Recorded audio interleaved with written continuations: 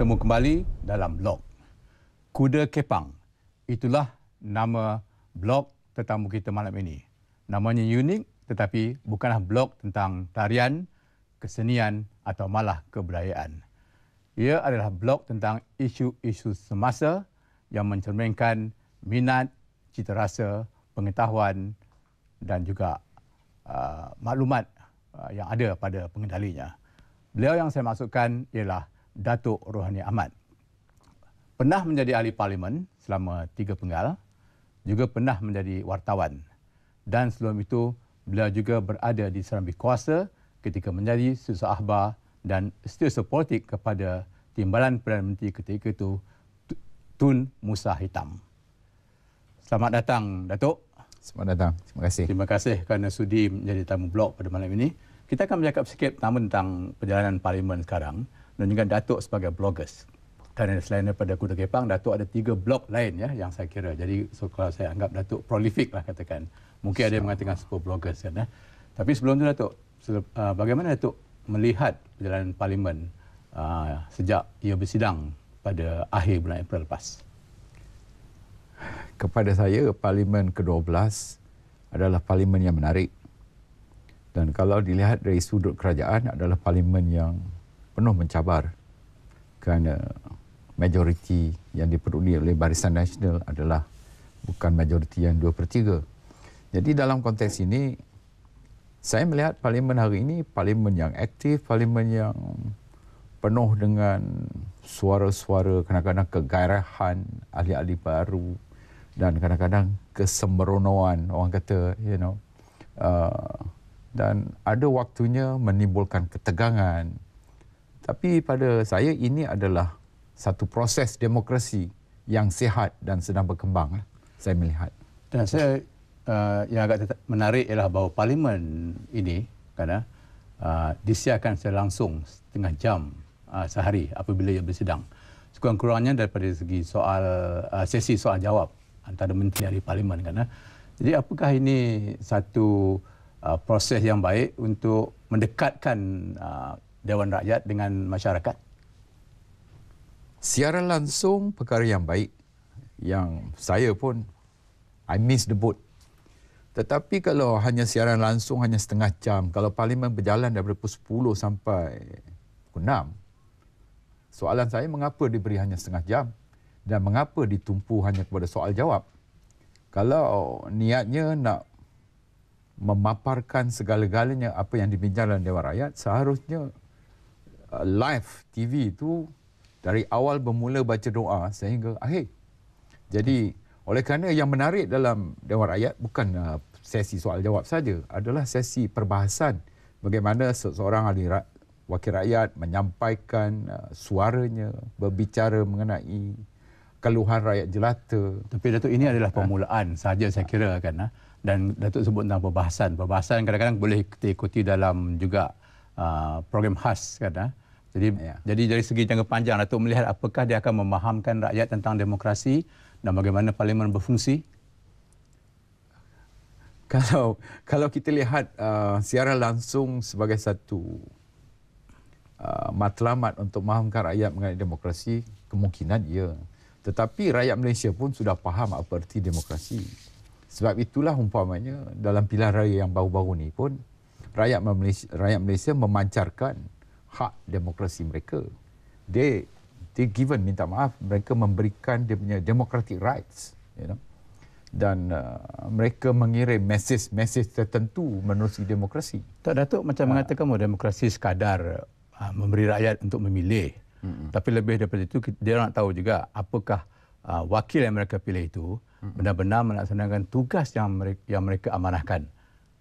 Saya rasa di situ peranannya. Bagus. Kalau kita berbincang mengenai tugas yang diamanahkan, memang setiap ahli parlimen harus melaksanakan tugas.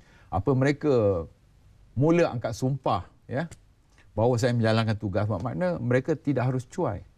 Jadi ahli parlimen seharusnya memang sentiasa hati rakyat di hati mereka.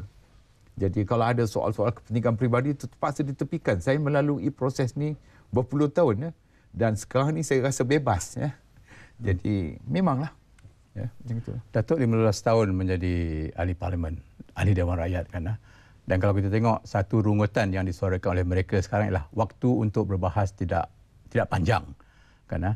Setakat ini 102 wakil rakyat sudah pun diberi peluang untuk bercakap tentang semasa perbahasan titah diraja. Kan. Jadi soalnya apakah soal masa atau wakil rakyat itu sendiri yang tidak tahu memainkan isu, memilih isu remeh-temeh menyebabkan masa yang diperuntukkan tidak cukup? Ini bukan soal masa dan bukan soal wakil rakyat memilih tema yang nak dibicarakan. Soalnya patutnya ada adjustment dari segi pihak kerajaan. Oleh kerana setiap 10 tahun sekali ada boundary delineation atau pemetaan semula kawasan pilihan raya dan jumlah ahli parlimen bertambah. Kalau jumlah ahli parlimen bertambah tetapi waktu yang dihaskan untuk perbahasan remain status quo, tidak adil.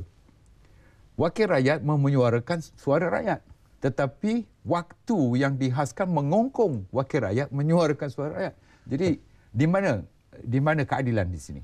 Jadi pada pandangan saya seharusnya setiap kali ada pertambahan ahli parlimen, setiap kali secara proportionate ditambah waktu.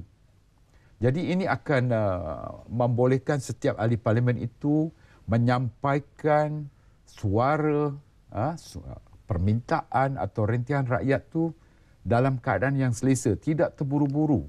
You know? Tapi Datuk, hari ini kalau kita baca temu ramah dengan Speaker Dewan Rakyat Tan Sri Padikar Amin Mulia. Beliau mengingatkan ahli-ahli parlimen supaya jangan menjadikan Dewan Rakyat sebagai pentas ceramah politik. Maknanya ada ahli dewan yang makin tidak memahami tugas mereka. Mereka dipilih menerusi parti masing-masing. Tetapi selepas menjadi terpilih, mereka tidak mewakili parti. Mereka mewakili seluruh rakyat di kawasan di mana mereka dipilih. Saya tak faham apa maksudnya Dewan Rakyat jangan dijadikan pentas ceramah politik. Tetapi seharusnya kalau sesuatu batch ahli parlimen itu ramai yang baru, elok juga kalau pihak kerajaan umpamanya menganjurkan bagaimana cara-cara bercakap Dewan Rakyat kerana supaya tidak mencanggahi dengan standing order atau peraturan mesyuarat.